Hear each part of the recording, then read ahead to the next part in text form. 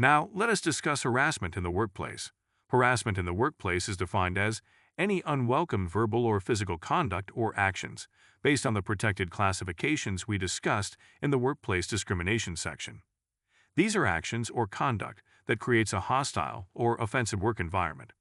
Some clear examples of harassment in the workplace could include the following: verbal harassment, visual harassment, physical harassment, cyber harassment, discriminatory harassment, and power harassment. Let us take a few minutes to explain each of these types of harassment, so you will have a better understanding. Verbal harassment includes or involves any insults, slurs, offensive jokes, name-calling, and to a degree, any unwanted sexual advances. It is important to note that certain types of harassment that involves certain sexual overtones can often lead to sexual harassment.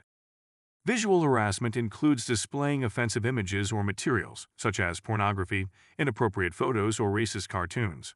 Simply stated, any image or media that depicts any of the protected classifications in a disparaging or degrading way could be classified as visual harassment.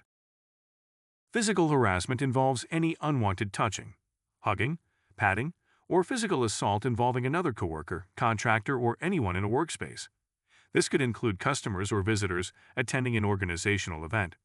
It's important to understand unwanted touching is just that. Any touching of another person that is unwanted by the person being touched could fall within the scope of physical harassment. Cyber harassment involves sending unwanted emails, text messages, or social media messages. It should be understood that sending inappropriate images or videos through an electronic platform could also be considered sexual harassment. Discriminatory harassment is any actions or comments, either verbal or nonverbal, that degrades or humiliates anyone based on any of the protected discriminatory classes. As we have learned earlier in this training, the scope of any discrimination in the workplace can create a negative impact to an organization. Discriminatory harassment is well above the defined levels of discrimination and is a continuous or constant behavior to any person or groups of people. The last is power harassment. This occurs when someone uses their position to demean or intimidate others. This harassment is often classified within the scope of bullying or creating a hostile work environment. The difference is power harassment is considered a precursor for bullying. It's important to understand harassment is not determined by actions or behaviors of those initiating the harassment. It is any action or behavior that is severe or pervasive enough to create a hostile, abusive, or intimidating work environment for any reasonable person involved.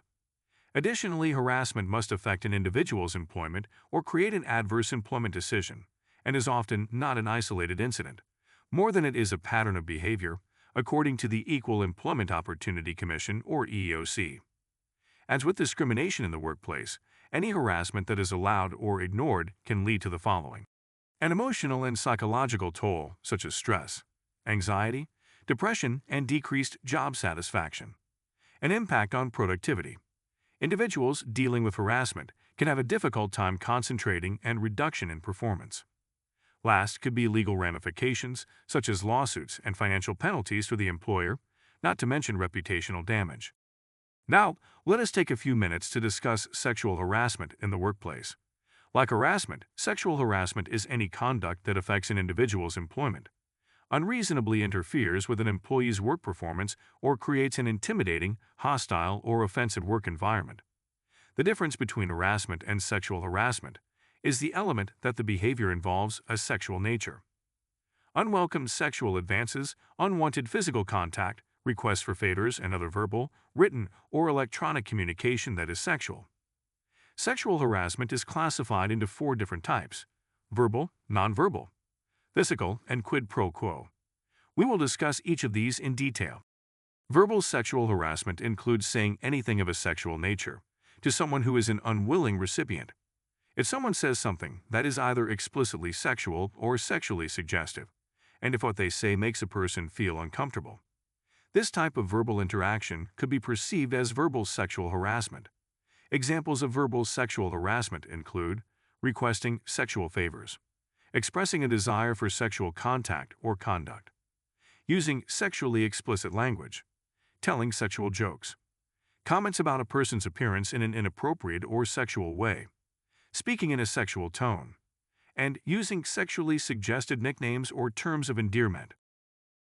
Nonverbal sexual harassment is any form of unwanted sexual communication or conduct that involves something other than verbal speech, but falls short of physical sexual contact.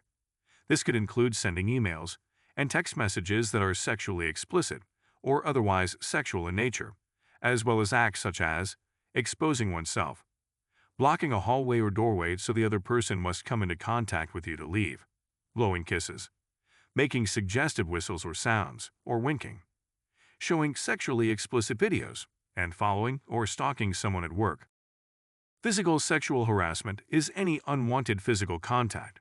Physical contact that is sexual in nature could be considered either sexual harassment or sexual assault, depending on the severity of the encounter. Unwanted or unwelcome sexual advances that include physical contact, such as any touching of another person's body, clothing, or hair, giving a massage or placing a person's hand on you and requesting massage, stroking, patting, or hugging, and kissing, licking, pinching, or biting. The last is quid pro quo. This is a Latin phrase that means this for that or a favor for a favor. In a workplace context, quid pro quo sexual harassment typically involves a supervisor, manager, or executive offering an employment opportunity on the condition that the subordinate employee consents to sexual advances, contact, or conduct. This can involve either an overt request or suggestive words or conduct that indicates that the superior is willing to provide an employment opportunity if a subordinate or candidate offers a sexual favor. We have discussed in detail discrimination, harassment, and sexual harassment in this training.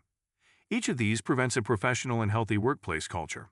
It also prevents a workplace where everyone feels valued, respected, and a feeling of trust. Allowing any of these behaviors or actions to go unchecked erodes the foundation of any organization and cannot be tolerated. We have covered a great deal of information up to this point. Let's take a few minutes to check your knowledge of the concepts presented before moving on.